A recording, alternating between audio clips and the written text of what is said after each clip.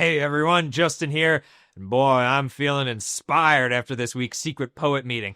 Have you ever read a poem and thought, wait, what does that even mean?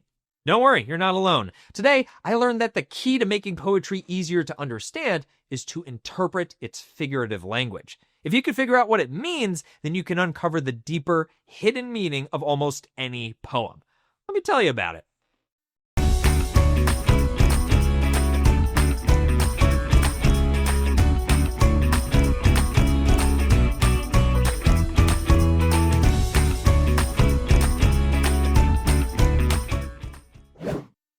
You might remember that literal language uses words that express their exact meaning, while figurative language creatively uses words to express a feeling or idea. It's not meant to be taken literally, so we have to interpret or figure out what it means. Once we do, we can better understand what the speaker is saying about the subject, and then we can determine the theme. Remember, theme is the overall message or lesson of a poem. We'll use an adaptation of I Wandered Lonely as a Cloud by William Wordsworth to explore figurative language and how to unlock a poem's theme. Take a moment to read the poem to yourself, or you can click or scan the QR code in your guided notes to listen to it.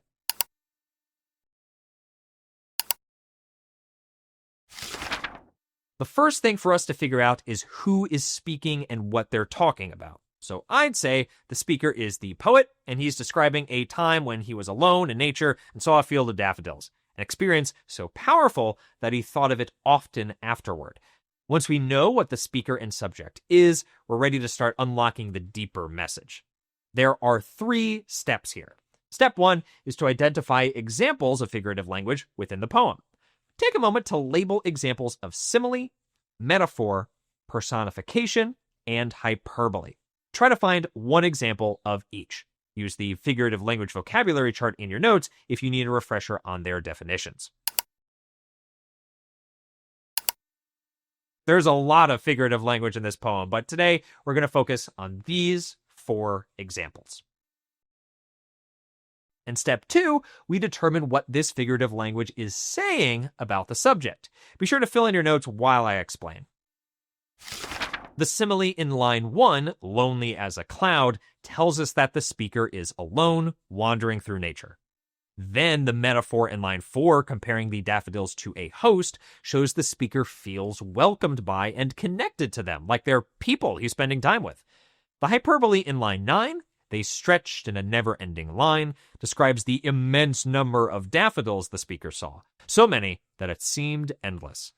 The personification in line 12, tossing their heads in joyful dance, allows the reader to imagine what the daffodils looked like to the speaker.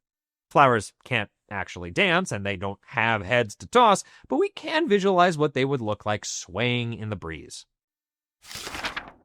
The final step is to find connections within all the figurative language we found to identify the theme. These connections are like keys. When put together, they unlock the poem's deeper meaning. So as I review the figurative language, consider what they have in common and how they reveal the poet's message. The speaker uses the simile lonely as a cloud to show that he's alone. But the metaphor comparing the flowers to a host tells us that he doesn't really feel alone. The speaker keeps going with this idea by using hyperbole to describe the never-ending line of daffodils, and personification to describe how the flowers were dancing and tossing their heads with joy. All of this tells us that the speaker enjoyed strolling through nature, so much so that he thinks back to this memory when he's alone and feeling down. Remember, the theme is the poet's message about the subject. So what is the poet saying about spending time in nature? Use this sentence frame as a guide. Spending time in nature can... I'd say spending time in nature can bring us joy and help us feel less lonely. Awesome job! We used the keys of figurative language to unlock a poem's meaning. See if you could do it again using Harlem by Langston Hughes. What happens to a dream deferred? Does it dry up like a raisin in the sun? Or fester like a sore and then run? Does it stink like rotten meat? Or crust and sugar over like a syrupy sweet? Maybe it just sags like a heavy load. Or does it explode? First things first, identify the speaker and subject. What do you think? The speaker, the poet, is questioning what happens to a dream deferred or one that goes unfulfilled. Like if someone's lifelong dream was to be a doctor, but they never achieved it. Now, we can dive deeper. Step 1 is to identify examples of figurative language. This poem has 5 similes. Take a moment to mark them in your notes. Did you find them? Here's all 5.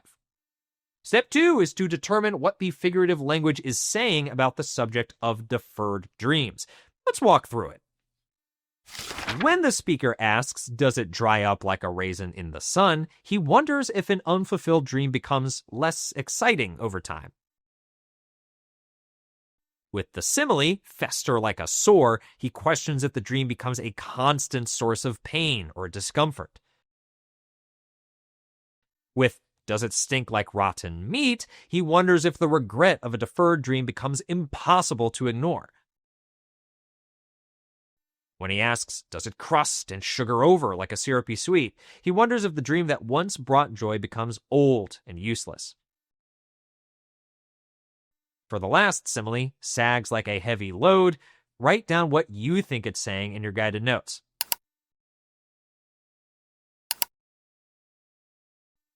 Here, the speaker is wondering if holding on to a broken dream drags you down.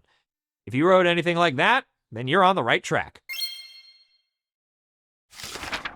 Finally, we find connections within the figurative language to identify the theme.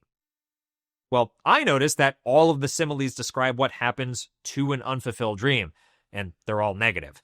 The speaker uses words like dry up, fester, and stink to describe the possible consequences. Of course, a dream can't actually stink or fester, so what are the similes really saying about deferred dreams? Write down what you think the theme is using the sentence frame, when people don't reach their dreams. The theme could be something like, when people don't reach their dreams, it can cause them sadness or pain. Great job using the keys we found to unlock the meaning of this poem.